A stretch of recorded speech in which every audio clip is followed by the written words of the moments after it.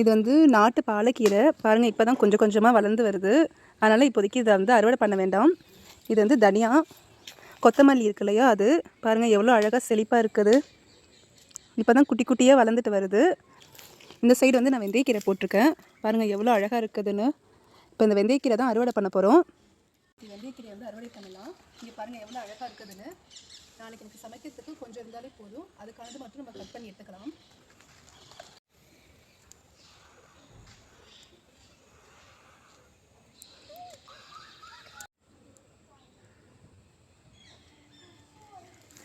இங்கே பாருங்கள், நான் கீரையை வந்து பாதிக்கு மேலே நான் அறுவடை பண்ணிட்டேன். எனக்கு நாளைக்கு வைக்கிறதுக்கு இதுவே போதுமானது.